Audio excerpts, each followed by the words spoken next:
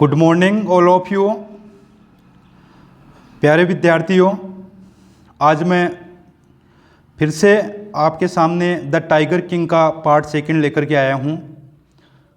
Part first में हमने tiger king के बारे में पढ़ा था और आज हम पार्ट टू में नेक्स्ट जो अपना वीडियो है इसको स्टार्ट करते हैं। तो सीधे story.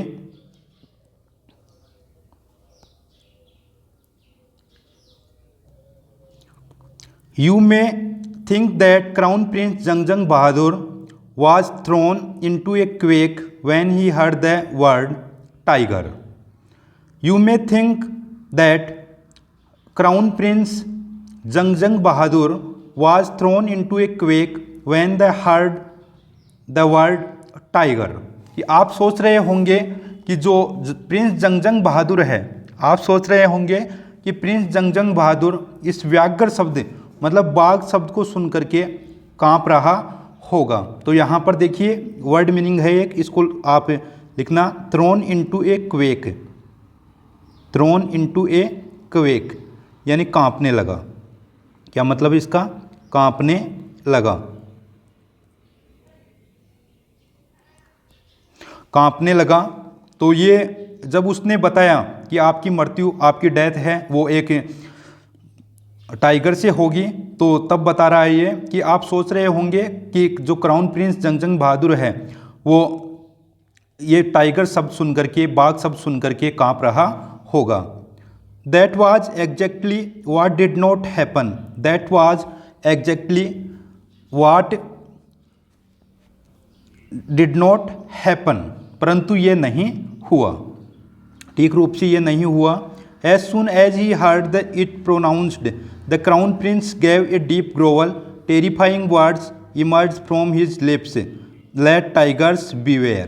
Let tigers beware.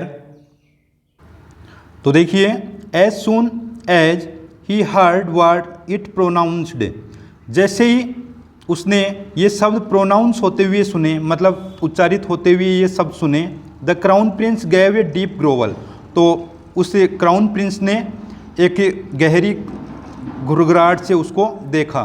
Terrifying words emerged from his lips, और भयभीत होते हुए शब्द उसके होठों से निकले। मतलब भयभीत होते हुए वह अपने होठों से शब्दों को निकाला। क्या शब्द निकाला? देखिए, लेट टाइगर्स बीवेयर, कि व्याघ्र सावधान रहे, कि बाघ सावधान रहे। बीवेयर का मतलब है सावधान, तो लिख लेना बीवेयर का मतलब क्या है, यहाँ लिख देता हूँ सावधान। और इमर्ज्ड यानी बाहर निकले या उभरे, बाहर निकले या उभरे। तो यह देखिए यहाँ से बता रहा था कि यू में think that crown prince Jung Jung बहादुर, आप सोच रहे होंगे कि क्राउन प्रिंस जंगजंग बहादुर है वो थ्रोन इनटू ए क्वेक, की कांप रहा होगा। When he heard the word tiger, जब उसने ये बाघ शब्द सुना कि उसकी मृत्यु बाघ से होगी। That was exactly what did not happen, कि ये ठीक था जो घटित नहीं हुआ।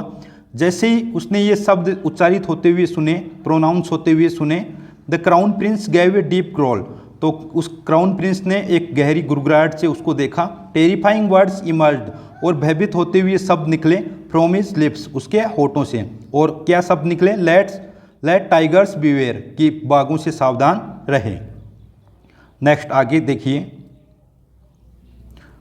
This account is only a rumour rife in Pratibandapuram, but with hindsight we may conclude it was based on some truth. This account is only rumour rife in Pratibandapuram, but with hindsight we may conclude it was based on some truth.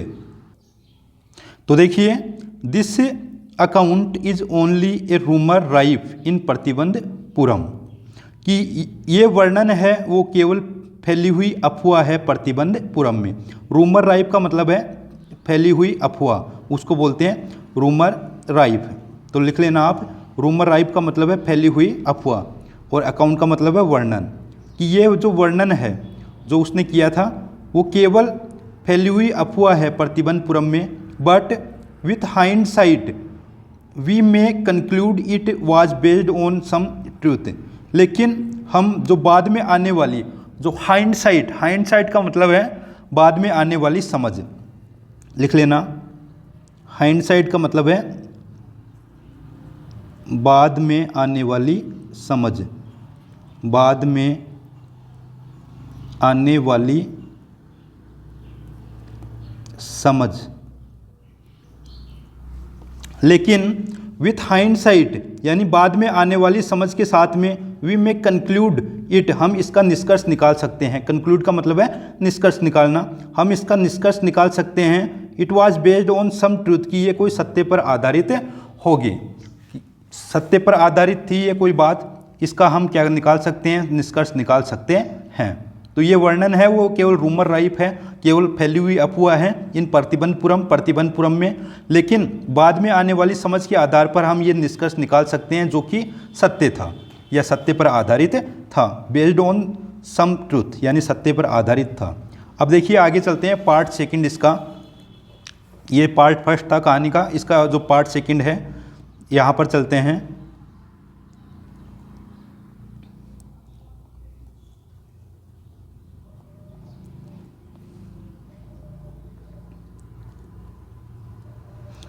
Second में देखिए, crown prince Jung Jung Bahadur grew taller and stronger day by day. अब ये जो crown Prince है, युवराज, crown का मतलब यहाँ पर आप लिख सकते हो युवराज, कि युवराज क्राउन प्रिंस जंगजंग बहादुर, कि अब ये क्राउन प्रिंस जंगजंग बहादुर जिसका दूसरा नाम था ये समझ गए बाघ राजा का, ग्रू टालर एंड स्ट्रोंगर यानी ये बड़ा और मजबूत होता गया दिन प्रतिदिन, डे बाई डे यानी दिनों दिन बड़ा होता गया और स्ट्रोंग होता गया। No other miracle marked his childhood days apart from the event already described. देखिए, no other miracle marked his childhood days यानी उसके बचपन के दिनों में कोई भी ऐसी मिरेकल नहीं हुई, कोई भी ऐसा चमत्कार या बाधा उत्पन्न नहीं हुई। Apart from the event already described, इसके अतिरिक्त की जो पहले इस घटना का वर्णन किया गया था, इस घटना का पहले वर्णन किया गया था, इसको छोड़ करके कोई भी ऐसी जो बाधा है उसके चाइल्डहुड डेज में मतलब बचपन के दिनों में ऐसी कोई घटना नहीं घटी। The boy drink the milk of an English cow. देखिए यहाँ से एक क्वेश्चन भी आएगा कि इसका जो ब्रोटअप मतलब लालन, ये जो पालन पोषण है वो किस प्रकार से हुआ जंगजंग बहादुर का, ऐसा कोई क्वेश्चन आएगा। तो देखिए यहाँ से, the boy drink the milk of an English cow, ये लड़का है वो कोई इंग्लिश काऊ का दूध पीता था, अंग्रेजी गाय का दूध पीता था। Was brought up by an English Naini, और इसका जो लालन पालन है, समझ गए, ब्रोट अप यानी पालन पोषण करना, समझ गए, उसको बोलते हैं brought up.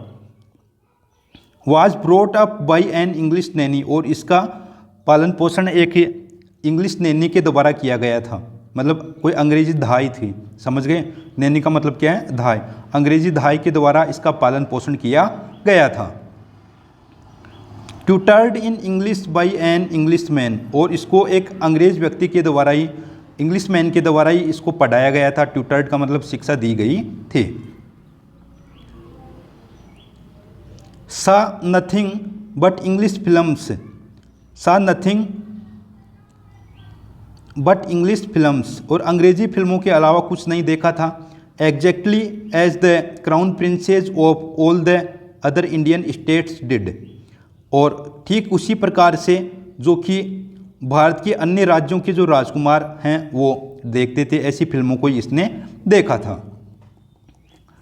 When he came of age at 20, जब उसकी आयु 20 वर्ष की हो गई। The state which had been with the court of wards until then came into his hands. तो देखिए, when he came of age at 20, जब वह 20 वर्ष की उसकी आयु हो गई। द स्टेट, तो ये राज्य, which had been with the court of wards until then, तब तक ये जो राज्य था प्रतिबंधपुरम, ये कोर्ट ऑफ वार्ड्स के अधीन था, समझ गए, कोर्ट ऑफ वार्ड्स के अधीन था ये राज्य। देन फिर केम इनटू हिज हैंड्स, फिर उसके हाथों में आ गया, मतलब राजकुमार के हाथों में आ गया, मतलब राजकुमार से पहले ये जो स्टेट था वो कोर्ट ऑफ वार्ड्स के अधीन था, इसके बाद में वह उसके हाथों में आ गया। तो यहाँ तक एक बार मैं इसको रिवाइज कर देता हूँ, आप सुन लेना। देखिए कि क्राउन प्रिंस जंगजंग बहादुर है वो टालर और स्ट्रोंगर होता गया दिन प्रतिदिन, और कोई भी मिरेकल नहीं आई, कोई भी बाधा नहीं आई उसके चाइल्डहुड डेज में, बचपन के दिनों में। Apart from the event already described, ऐसी घटनाएं जिनका पहले जिक्र किया गया था, वर्णन किया गया था। और ये लड़का है वो, इसका जो पालन पोषण इस प्रकार से हुआ था कि the boy drink the milk of an English cow, ये लड़का अंग्रेजी गाय का ही दूध पीता था और अंग्रेजी दहाई के द्वारा ही इसका पालन पोषण किया गया। और tutored in English by an English man, और इसको इंग्लिश मैन के द्वारा ही पढ़ाया गया। Saw nothing but English films, उसने इंग्लिश फिल्मों के अलावा कुछ नहीं देखा। एग्जैक्टली ठीक वैसे ही as the crown princes of all the other Indian state did, अन्य राज्यों के जो राजकुमार देखते थे। When he came of age at 20, जब उसकी आयु 20 वर्ष की हो गई। The state which had been with the court of wards, ये जो राज्य था ये कोर्ट ऑफ वार्ड्स के अधीन था। केम इन टू हिज हैंड्स, उसके हाथों में अब आ गया। नेक्स्ट आगे चलते हैं।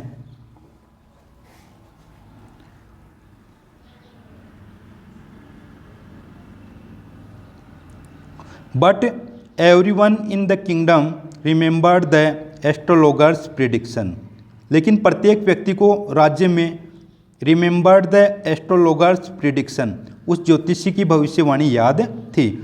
प्रिडिक्शन का मतलब बताया था आपको, और एस्ट्रोलॉगर का मतलब ज्योतिषी। तो ज्योतिषी ने जो पहले भविष्यवाणी की थी ये सब लोगों को याद थी। Many continue to discuss the matter, कई लोग हैं वो निरंतर इस पर चर्चा करते थे, इस मैटर पर, समझ गए।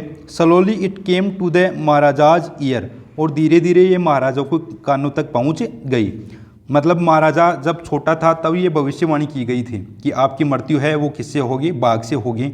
लेकिन धीरे धीरे जब वो बड़ा हो गया तो भूल गया होगा, लेकिन इसके बाद में जब लोग हैं वो कंटिन्यू डिस्कस करते थे इस मैटर पर, तो धीरे धीरे ये बात है वो महाराजा की ईयर्स तक पहुंच गई, महाराजा के कानों तक पहुंच गई। नेक्स्ट आगे चलते हैं।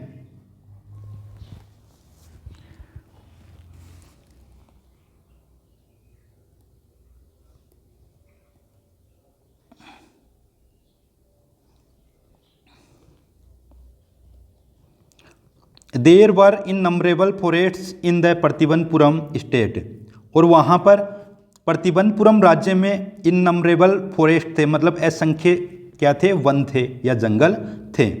तो प्रतिबंधपुरम राज्य में असंख्य वन थे, जंगल थे। They had tigers in them, और उनमें क्या थे, ये जो टाइगर्स थे बाघ थे, मतलब उन प्रतिबंधपुरम के जंगलों में वहाँ पर बाघ थे।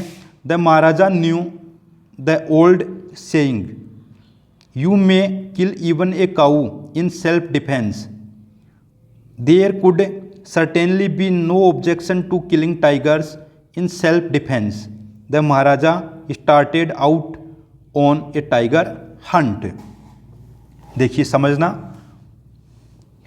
The Maharaja knew the old saying, Maharaja है वो पुरानी कहावत को जानता था। तो the Maharaja knew the old saying, Maharaja पुरानी कहावत को जानता था कि you may kill even a cow in self defence, कि आप आत्मरक्षा में एक गाय को मार सकते हो अपनी रक्षा के लिए। There could certainly be no objection to killing tigers in self defence, तो अपनी रक्षा के लिए कोई भी ऐसा निश्चित रूप से ऑब्जेक्शन नहीं है टाइगर को मारना। मतलब वो ऐसी कहावत बता रहा है कि गाय को तो मारा जा सकता है सेल्फ डिफेंस में, आत्म रक्षा में, लेकिन आत्मरक्षा के लिए कि आप एक काऊ को मार सकते हो, लेकिन निश्चित रूप से कोई इसमें भी कोई ऑब्जेक्शन नहीं होना चाहिए।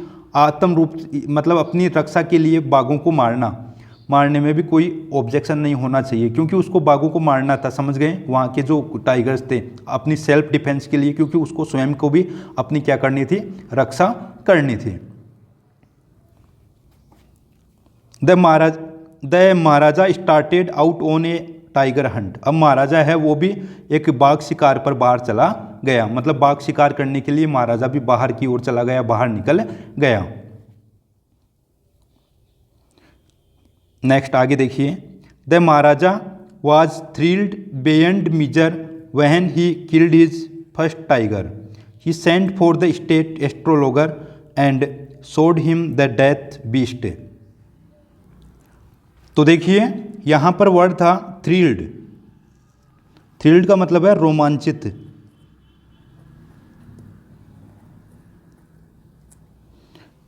और बेयंड मीजर, बेयंड मीजर यानी हद से ज़्यादा, हद से अधिक। तो बेयंड मीजर का मतलब है हद से अधिक। वर्ड मीनिंग पर ध्यान देना। बेयंड मीजर का मतलब है हद से अधिक।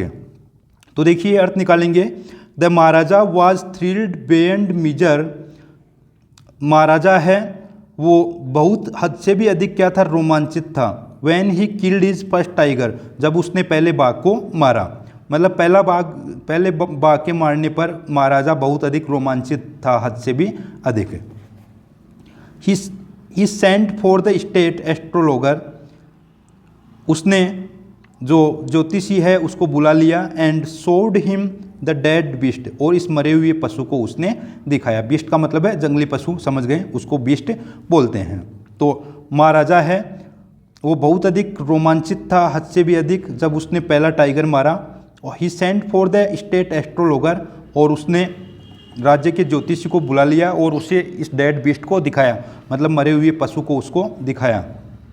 व्हाट डू यू से नाउ, कि अब आप क्या कहते हो, अब आप क्या कहते हो। ही डिमांडेड, उसने कहा। तो व्हाट डू यू से नाउ, अब आप क्या कहते हो। ही डिमांडेड, उसने कहा।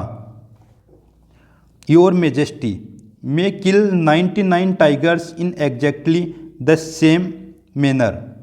योर मेजेस्टी, देखिए योर मेजेस्टी क्या है, एक वर्ड है जो उद्बोधन के लिए बोला जाता है, समझ गए।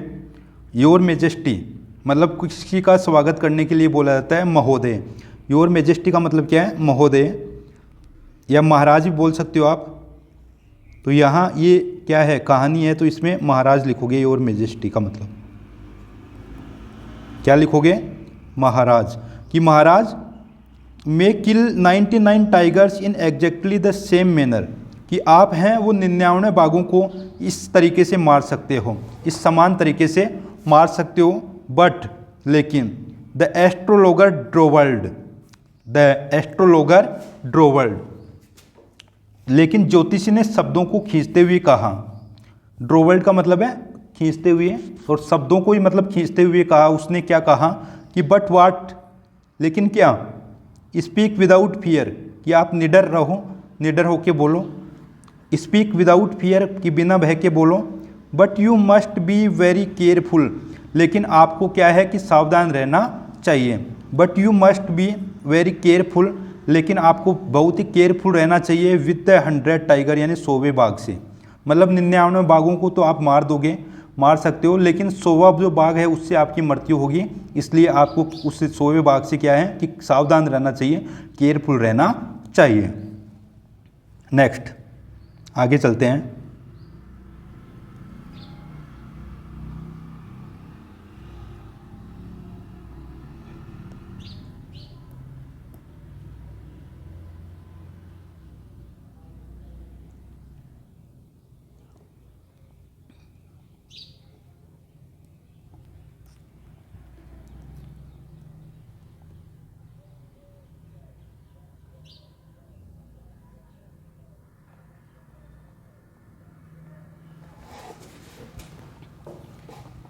आगे देखिए, what if the 100 tiger were also killed, कि क्या होगा अगर 100वें बाघ को भी क्या कर दिया जाए, मार दिया जाए। अगर 100वां बाघ है उसको मार दिया जाए तो क्या होगा। तो देखिए ज्योतिषी क्या कहता है, then I will tear up all my book on astrology. Astrology, लोगी नहीं बोल सकते क्योंकि लॉजी है, अगर इसमें वाई को हटाकर ई आर जोड़ते हैं तो लॉगर बोलते हैं, समझ गए। तो then I will tear up all my books on astrology, set fire to them and. देखिए बहुत अच्छा शब्द बोला है यहाँ पर, ध्यानपूर्वक समझना कि अगर 100वां बाघ को मार दिया जाए तो क्या होगा। तब ज्योतिष ने कहा कि तब I will tear up all my books, कि मैं मेरी सभी पुस्तकों को फाड़ दूंगा। टीयर अप का मतलब है फाड़ दूंगा। ऑन एस्ट्रोलॉजी, मतलब ज्योतिषी की जो सभी पुस्तकें हैं उनको मैं फाड़ दूंगा। ऐसी वो भविष्यवाणी फिर करता है कि अगर ऐसा हो गया तो मैं क्या कर दूंगा कि जो सारी जो पुस्तकें हैं ज्योतिषी की उनको क्या कर दूंगा, टीयर अप कर दूंगा, फाड़ दूंगा। सेट फायर टू देम, और उन्हें आग लगा दूंगा। एंड और क्या, मतलब वो पूछ रहा है कि और क्या करोगे, तो I shall cut off my tuft, और मैं मेरी चोटी कटा लूँगा। ये भी भविष्यवाणी करता है वो कि I shall cut off my tuft, crop my hair short, बालों को छोटा करा लूँगा। And become an insurance agent, और एक इंश्योरेंस एजेंट बन जाऊँगा। तो क्या कह रहा है ये कि I shall cut off my tuft, मैं मेरी चोटी कटा लूँगा। क्रॉप माई हेयर शॉर्ट, और मेरे बालों को छोटा करा लूँगा। And become an insurance agent, और एक अभिकर्ता बन जाऊँगा, बीमा अभिकर्ता बन जाऊँगा। The astrologer finished on an incoherent note. तो देखिए द एस्ट्रोलॉगर फिनिश्ड मतलब जो ज्योतिषी ने अपनी बात को समाप्त किया ऑन इनकोहेरेंट नोट, मतलब एक अस्पष्ट बात के साथ में, मतलब अस्पष्ट वाक्य के साथ में। तो इनकोहेरेंट नोट मतलब अस्पष्ट वाक्य, यहाँ पर लिख लेना अस्पष्ट वाक्य। तो यहाँ देखिए कि I shall cut off my tuft, कि मैं मेरी चोटी कटा लूँगा। क्रॉप माई हेयर शॉर्ट, मेरे बालों को छोटा कर लूँगा। And become an insurance agent, और बीमा भी करता बन जाऊँगा। The astrologer finished on an incoherent note, और ज्योतिषी ने ये बात स्पष्ट वाक्य के साथ में रोक दी। नेक्स्ट आगे चलते हैं।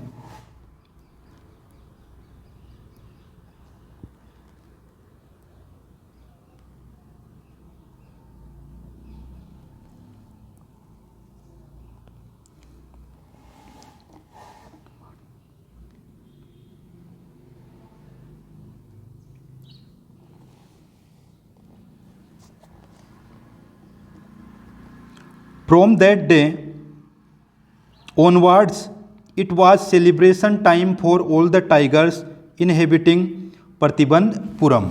और उस दिन से ही, फ्रॉम दैट डे यानी उस दिन से ही, जो प्रतिबंधपुरम में रहने वाले बाघों के लिए उत्सव का समय आ गया। मतलब कि जो इट वाज सेलिब्रेशन टाइम, मतलब ये उत्सव का समय आ गया फॉर ऑल द टाइगर्स, यानी सभी बाघों के लिए, इनहेबिटिंग प्रतिबंधपुरम यानी प्रतिबंधपुरम में निवास करने वाले जो बाघ हैं उनके लिए एक उत्सव का समय आ गया उसी दिन से ही। मतलब एक प्रकार से क्या था कि उसको एक टाइगर तो उसने मार दिया था और बाकी टाइगर मारने थे, इस प्रकार का ऐसा अब उनके लिए एक प्रकार सा उत्सव सा ही हो गया था, समझ गए, सेलिब्रेशन टाइम में हो गया था। The state banned tiger hunting by anyone except the maharaja, और उस स्टेट में बेन्ड यानी प्रतिबंध लगा दिया गया टाइगर हंटिंग यानी बाघ शिकार पर। उस स्टेट में, उस जो स्टेट है उसमें बाघ शिकार पर प्रतिबंध लगा दिया गया। बाई एनीवन एक्सेप्ट महाराजा यानी महाराजा को छोड़ करके, कि महाराजा को छोड़ करके कोई भी बाघ शिकार नहीं कर सकता था, ऐसा वहाँ पर प्रतिबंध बैन कर दिया गया पूरे स्टेट को। A proclamation was issued to the effect that if anyone dare to fling so much as a stone at a tiger, all his wealth and property would be confiscated. तो देखिए proclamation यानी घोषणा, समझ गए, और confiscated यानी जब्त कर लिया जाना। तो लिख लेना कॉन्फिस्केटेड का मतलब जब्त कर लेना।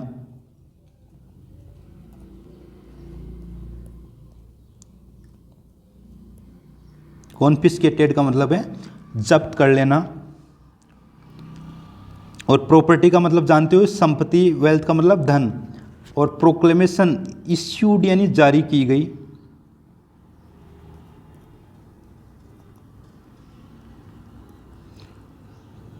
फ्लिंग यानी फेंकना, फ्लिंग का मतलब क्या है, फेंकना। तो देखिए ए प्रोक्लेमेशन वाज इश्यूड मतलब एक घोषणा जारी की गई, टू द इफेक्ट इस प्रभाव के लिए, दैट कि if anyone dare to fling अगर कोई व्यक्ति साहस करेगा, to fling so much as a stone at a tiger अगर कोई व्यक्ति एक बाघ पर एक पत्थर फेंकने की कोशिश भी करेगा, ऑल इज वेल्थ यानी उसकी संपूर्ण पैसा और जो संपत्ति है वुड बी कॉन्फिस्केटेड, उसको जब्त कर लिया जाएगा। तो ऐसा ये भी क्वेश्चन है कि उसने क्या घोषणा की थी, समझ गए, क्या प्रोक्लेमेशन की थी। तो आप ये याद रखना कि a proclamation was issued to the effect that if anyone dare to fling so much as a stone at a tiger, की एक घोषणा जारी की गई इस प्रभाव को के लिए कि कोई भी व्यक्ति अगर साहस करेगा अगर टाइगर पर पत्थर फेंकने का भी, तो उसकी संपूर्ण संपदा है और संपत्ति है उसको क्या कर लिया जाएगा, जब्त कर लिया जाएगा, कॉन्फिस्केटेड कर लिया जाएगा। The maharaja vowed he would attend to all the matters only after killing the 100 tigers. The maharaja vowed का मतलब है शपथ ली,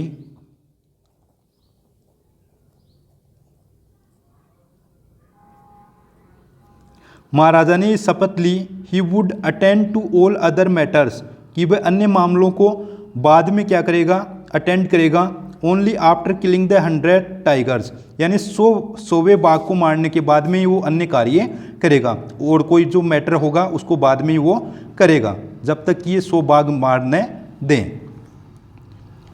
इनिटियली king seemed well set to realise his ambition.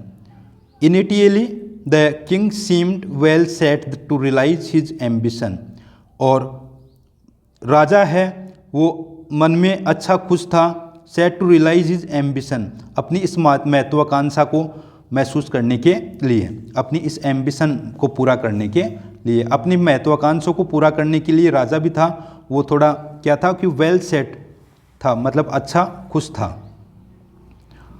Note that he faced no dangers. There were times when the bullet missed its marks. The tiger leaped upon him and he fought the beast with his bare hands. Each time it was the Maharaja who won. तो देखिए क्या बताया जा रहा है, note that he faced no dangers, उसके सामने ऐसे कोई भी खतरे नहीं थे। देयर वर टाइम्स की वहाँ एक समय था, when the bullet missed it's marks, जब वो निशाना चूक जाता था बुलेट से, समझ गए, एक ऐसा मतलब कभी तो वो क्या है कि बुलेट से जो गोली चलाना क्या है कि चूक जाता था, तो the tiger lift upon him, और तो टाइगर हैं उस पर झपटते, लिफ्ट अपॉन हिम यानी उस पर झपटते, and he fought the beast, और वह उस बाघ से क्या करता, लड़ता, विथ इज बेयर हैंड्स, अपने हाथों के साथ में। Each time it was the maharaja who won, और प्रत्येक समय ही महाराजा जीतता था, मतलब प्रत्येक समय ही महाराजा की विजय होती थी। तो यहाँ पर ये जो राइटर है वो ये बताना चाहते हैं कि उसके सामने ऐसे कोई डेंजर्स नहीं थे, ऐसे कोई खतरे नहीं थे। एक ऐसा समय था कभी बुलेट चूक जाती थी तो टाइगर उस पर झपटते, और वह उसके साथ में बेयर हैंड्स, अपने केवल हाथों से क्या करता, अपने हाथों से क्या करता, उससे लड़ता, संघर्ष करता, और प्रत्येक समय ही महाराजा है वो वॉन, मतलब महाराजा की क्या होती थी, विजय होती थी। नेक्स्ट आगे चलते हैं।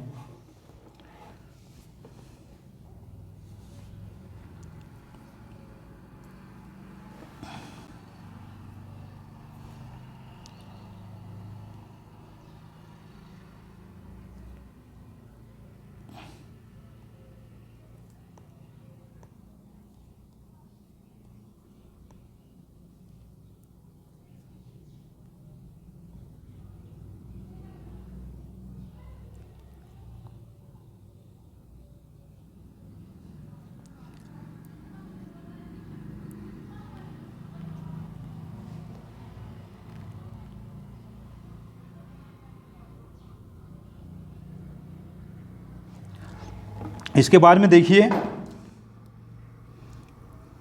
Eight another time he was in danger of losing his throne, और दूसरे समय में he was in danger of losing his throne, और उसको अपनी गद्दी खोने का भी क्या था, खतरा था, मतलब अपना सिंहासन खोने का भी क्या था, उसको खतरा था। थ्रोन का मतलब है सिंहासन। तो उसकी मतलब सीट है वो उसको भी खोने का डर था। A high ranking British officer visited Pratibandhapuram, और एक उच्च श्रेणी का जो ब्रिटिश अधिकारी है, ब्रिटिश ऑफिसर का मतलब ब्रिटिश अधिकारी, a high ranking British officer visited Pratibandhapuram, यानी वो प्रतिबंधपुरम में घूमने आया था। He was very fond of hunting tigers, वह भी बाघ शिकार का बहुत बड़ा शौकीन था। He was very fond of hunting tigers, यानी वह भी बाघ शिकार का क्या था, बड़ा शौकीन था, वह भी बाघ शिकार का बड़ा शौकीन था। And fonder of being photographed with the tigers he had shoot, और वह शौकीन था ऑफ बीइंग फोटोग्राफ्ड, मतलब कि फोटोग्राफ लेने में, मतलब फ़ोटो लेने का शौकीन था, जो मरा जिस भी टाइगर को क्या कर देता था वो शूट कर देता था, मतलब मरे हुए टाइगर के साथ में फ़ोटोग्राफ लेने का उसको बहुत अधिक शौक था। एज यूजुअल, सामान्यतः he wished to hunt tigers, उसकी भी बाघ शिकार की इच्छा थी इन प्रतिबंधपुरम, यानी प्रतिबंधपुरम राज्य में उसकी भी बाघ शिकार करने की इच्छा थी। But the Maharaja was firm in is resolve, लेकिन महाराजा हैं वो भी क्या था, was firm in is resolve, मतलब अपने लक्ष्य के प्रति दृढ़ संकल्पित था। फ्रॉम इन इज रिसॉल्व मतलब अपने लक्ष्य के प्रति दृढ़ था। ही रिफ्यूज्ड परमिशन, उसने परमिशन देने से इनकार कर दिया उसे, क्योंकि उसको तो स्वयं को मारने थे, ये जो टाइगर्स हैं उसको स्वयं को मारने थे। तो ही रिफ्यूज्ड परमिशन, उसने परमिशन देने से इनकार कर दिया।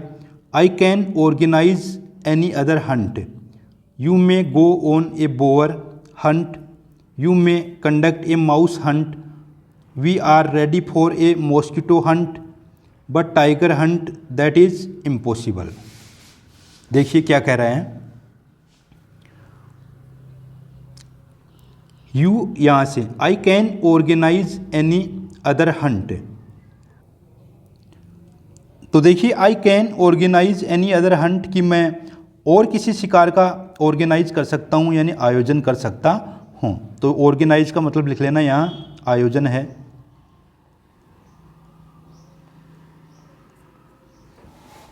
ऑर्गेनाइज का मतलब है आयोजन, हंट का मतलब शिकार।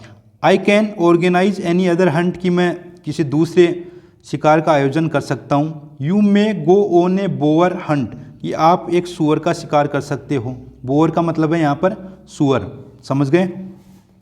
तो बोअर का मतलब भी लिख लेना, बोअर किसको बोलते हैं, सूअर को बोलते हैं।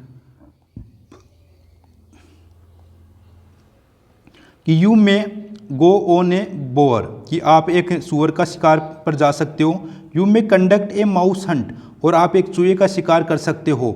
We are ready for a mosquito hunt और हम मच्छर के शिकार के लिए भी तैयार हैं। बट टाइगर हंट लेकिन बाघ शिकार दैट इज इम्पॉसिबल, ये असंभव है। The British officer's secretary sent word to the maharaja through the dewan that the durai himself did not have to kill the tiger. तो देखिए, the British officer's secretary sent word to the maharaja through the dewan कि British अधिकारी, British officer के सचिव ने ये शब्द महाराजा को भेजे थ्रू द दीवान यानी दीवान के माध्यम से। That the durai himself, Durai ये एक क्या है कि British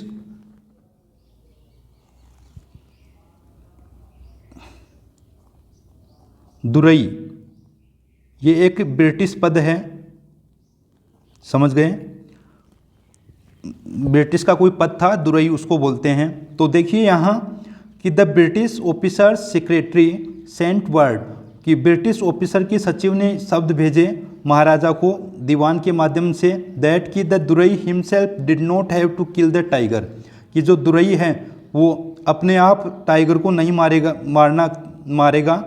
the Maharaja could do the actual killing कि वास्तव में जो शिकार है वो महाराजा कर सकता था। ऐसे शब्द भेजे उसने कि वास्तव में जो शिकार तो महाराजा कर सकता था what was important to the durai, durai के लिए तो क्या महत्वपूर्ण था, was a photograph of himself holding the gun, यानी दुरई के लिए तो केवल यही इम्पोर्टेंट था कि फोटोग्राफ लेना, मतलब जो ब्रिटिश जो ऑफिसर था केवल उसका तो यही था कि केवल वो फोटोग्राफ ले सकता था, होल्डिंग द गन यानी बंदूक को पकड़ करके, and standing over the tiger's carcass, carcass का मतलब होता है मर्द शरीर, मृत शरीर उसको बोलते हैं कारकेस, समझ गए। तो देखिए ये जो पैराग्राफ है इसको आप ध्यानपूर्वक समझना, चाहे मैं दोबारा रिपीट कर दूंगा इसको, तो कहानी को अच्छी तरह से पढ़ना। यहाँ से था कि महाराजा है वो शिकार तो महाराजा कर सकता था, लेकिन उसके लिए तो ये दुरई के लिए तो ये महत्वपूर्ण था कि फोटोग्राफ लेना था उसको, उससे जो टाइगर का जो मरा हुआ शरीर है उसके पास में खड़ा होकर के बंदूक लेकर के, समझ गए, उसको केवल क्या लेना था, एक फोटोग्राफ लेना था।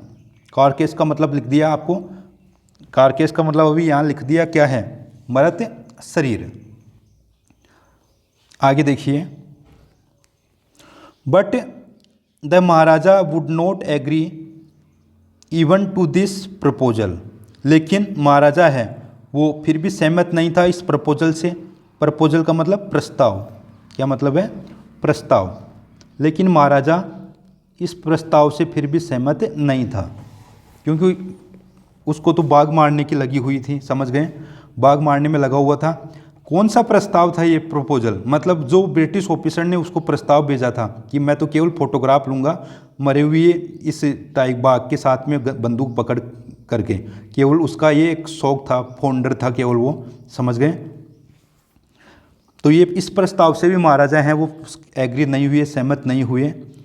If he relented now what would he do if other British officers turned up for tiger hunts, if he relented now,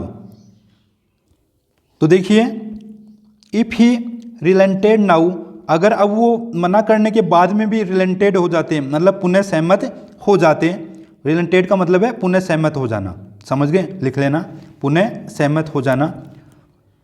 तो इफ़ ही रिलेंटेड नाउ, अगर वो फिर से पुनः सहमत हो जाते, व्हाट वुड ही डू, वह क्या करता, इफ़ अदर ब्रिटिश ऑफिसर्स, कि अन्य जो ब्रिटिश अधिकारी हैं, turned up for tiger hunts, कि उनका क्या करता, जो अन्य ब्रिटिश अधिकारी भी हैं वो बाघ शिकार पर आ जाते, उनको वो क्या कहता, क्या जवाब देता, ये कहना चाहता है इस जो अपना जो ये लाइन है, तो समझ लेना इसको अच्छी तरह से कि if he relented now what would he do, अगर वह पुनः सहमत होता तो क्या करता, अगर अन्य ब्रिटिश ऑफिसर्स पहुंच जाते शिकार करने के लिए तो उनको वह क्या कहता।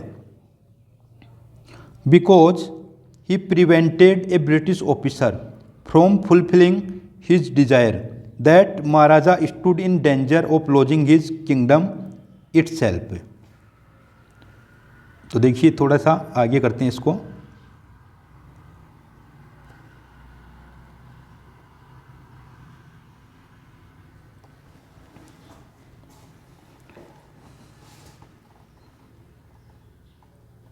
देखिए द महाराजा एंड द, ये यहाँ से था ना, ये नहीं बताया ना आपको, because he prevented A British officer, क्योंकि उसने क्या किया था, एक ब्रिटिश ऑफिसर को रोका था, फ्रॉम फुलफिलिंग हिज डिज़ायर, अपनी इच्छा पूर्ण करने से, मतलब इच्छा पूर्ण करने से उसने एक ब्रिटिश ऑफिसर को रोका था, ब्रिटिश अधिकारी को। The Maharaja stood in danger, अब महाराजा भी खतरे में था, of losing his kingdom itself, अपने आप अपने राज्य को खोने में, मतलब अपने राज्य को जो पद है उसका महाराजा का, उसको खोने में क्या था, वह भी खतरे में था,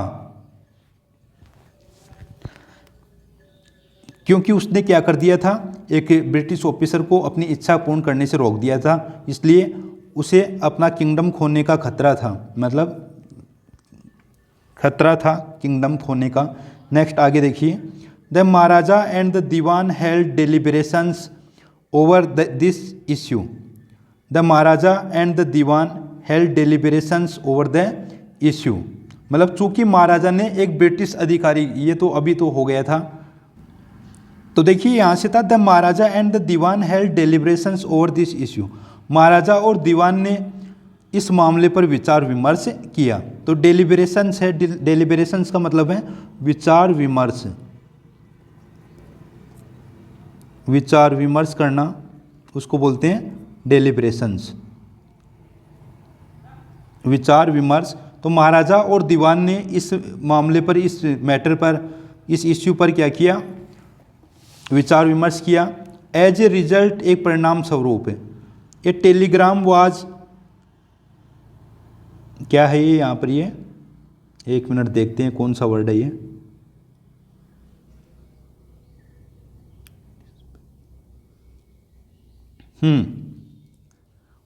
as a result a telegram was dispatched forthwith to a famous British company of jewelers in Calcutta. इस परिणाम स्वरूप a telegraph was dispatched, dispatched का मतलब है ऐसे डिस्पैच्ड बोलते हैं उसको, समझ गए, शुद्ध उच्चारण क्या होगा इसका, डिस्पैच्ड, तो इसका मतलब है भेजा।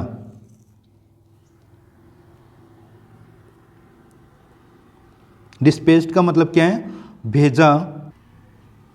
तो देखिए, इस परिणाम स्वरूप ए टेलीग्राम वाज डिस्पैच्ड, एक टेलीग्राम भेजा गया, forthwith to a famous British company, मतलब एक प्रसिद्ध ब्रिटिश कंपनी के द्वारा एक टेलीग्राम तार भेजा गया, ऑफ ज्वेलर्स इन कलकत्ता, कलकत्ता में प्रसिद्ध, जो प्रसिद्ध कलकत्ता में प्रसिद्ध ज्वेलर्स की एक कंपनी थी, उसने क्या, एक टेलीग्राम भेजा, एक तार भेजा। कि सेंड, क्या तार में क्या भेजा, देखिए टेलीग्राम में, एक छोटा क्वेश्चन हो सकता है कि ब्रिटिश कंपनी ने अपना के टेलीग्राम में क्या भेजा, कि send samples of expensive diamonds rings of different designs, of different designs, कि send samples of expensive diamond, diamond rings यानी हीरे की अंगूठियाँ, क्या मतलब है, हीरे की अंगूठियाँ, और सैंपल्स यानी नमूने, क्या मतलब है, नमूने। एक्सपेंसिव यानी महंगे, कि send samples of expensive diamond rings, कि आप हैं वो महंगी हीरे की अंगूठियों के नमूने भेजिए, ऑफ डिफरेंट डिजाइंस यानी अलग अलग आकार की, अलग अलग डिजाइन की अंगूठियों के, हीरे की अंगूठियों की, महंगी जो हीरे की अंगूठियां हैं उनके नमूने भेजिए, ऐसा टेलीग्राम आया। तो दोबारा समझ लेना इसको कि महाराजा और दीवान हैं वो विचार विमर्श करने लगे इस इश्यू पर, इस परिणाम स्वरूप ही एक टेलीग्राम आ गया, टेलीग्राम भेजा ब्रिटिश कंपनी को कि आप जो महंगी हीरे की अंगूठियां हैं उनके कुछ सैंपल भेज दीजिए, अलग अलग प्रकार के कुछ नमूने भेज दीजिए। आगे चलते हैं नेक्स्ट। तो देखिए सम 50 रिंग्स, यहाँ से देखिए सम 50 रिंग्स अराइव्ड, लगभग 50 जो अंगूठियाँ हैं वो पहुँच गई, 50 अंगूठियाँ पहुँची, समझ गए। The maharaja sent the whole lot to the British officer's good lady, तो British officer's good lady, good lady यानी उसकी पत्नी के लिए आ रहे हैं, ब्रिटिश ऑफिसर की पत्नी के लिए, कि महाराजा ने ये सभी भेज दी, बहुत अधिक भेज दी ब्रिटिश ऑफिसर की पत्नी के लिए, उसकी अच्छी औरत के लिए ये सब अंगूठियाँ भेज दी, मतलब 50 रिंग्स सारी की सारी उसको भेज दी गई। The king and the minister expected the Duraisani to choose 1 or 2 rings and send the rest back within no time at all. Duraisani sent her reply, thank you very much for your gifts. देखिए the king and the minister, मतलब राजा और मंत्री को ये आशा थी, expected, कि दुरईसनी है वो एक या 2 अंगूठियों को चूज करके and send the rest back, कि वापस भेज देगी, जो बाकी बची हुई अंगूठियां हैं 50 में से, उनमें से 1-2 को चूज कर लेगी और बाकी को वापस भेज देगी। Within no time at all Duraisani sent her reply, और within no time at all Duraisani sent her reply, और दुरईसनी, ये जो दुरईसनी है वो दुरई की पत्नी है, ये समझ गए, इसका भी ध्यान रखना। तो with no time at all the Duraisani sent her reply और दुरई सनई ने बिना टाइम किए हुए ये उत्तर भेज दिया, रिप्लाई भेज दिया कि thank you very much for your gifts, कि आपको बहुत अधिक धन्यवाद आपके गिफ्ट्स के लिए, आपके उपहार के लिए आपको बहुत अधिक धन्यवाद। ये उसने जल्दी भेज दिया। तो दुरई सनई ने वापस उत्तर क्या भेजा, उनको तो ऐसी एक्सपेक्टेड थी, उनको ऐसी आशा थी कि सारी अंगूठियां हैं वो वापस लौटा देगी, एक दो को सैंपल के लिए रख लेगी, जो ब्रिटिश रानी थी, जो दुरई सनई थी, दुरई की पत्नी, उसके लिए। लेकिन उसके विपरीत हुआ कि उसने सारी जो डायमंड रिंग्स हैं उनको रख लिया और केवल ऐसा भेज दिया राजा और मंत्री को, क्योंकि राजा क्या है उसको खुश करना चाहता था, समझ गए, इसलिए उसने ये अंगूठियाँ भेजी, समझ गए। लेकिन वापस जो रिप्लाई आया वो यही आया कि आपको धन्यवाद केवल, और कोई भी अंगूठियाँ नहीं भेजी गई। नेक्स्ट आगे चलते हैं।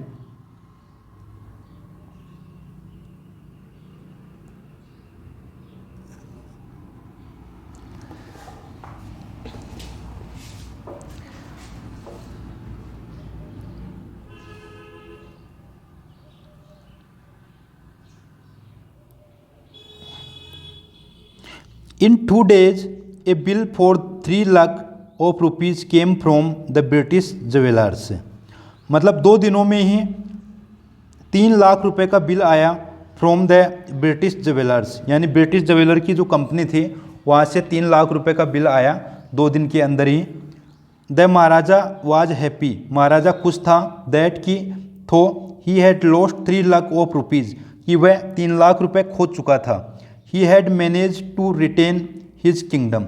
He had managed to retain his kingdom. परंतु उन्होंने किसी तरह अपने राज्य को बचाए रखना था। He had managed to retain, retain का मतलब है बचाए रखना, his kingdom यानी अपने राज्य को।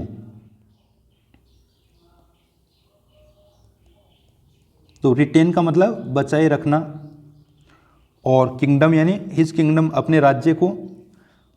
तो देखिए कि 2 दिन में ही जब 3 लाख रुपए का बिल ब्रिटिश ज्वेलर्स से आ गया तो महाराजा भी खुश हुआ कि कोई बात नहीं कि 3 लाख रुपए तो वो खर्च कर दिए, मतलब 3 लाख रुपए खो चुका था वो, लेकिन उसे क्या करना था कि अपने राज्य को बचाए रखना था, मतलब अपनी हिफाजत के लिए ये सब वो कर रहा था। तो प्यारे विद्यार्थियों, पार्ट 3 तक, अब नेक्स्ट आगे जो पार्ट 4 होगा इसको अगले पार्ट में बताएंगे, नहीं जो अपना वीडियो है वो लॉन्ग हो जाएगा। तो यहाँ तक आप इस चैप्टर का होमवर्क कर लेना, इसका जो हिंदी भावार्थ है वो कर लेना, और जो मीनिंग्स हैं पढ़ते रहना, बड़ी रोमांटिक स्टोरी है ये। Okay, thanks.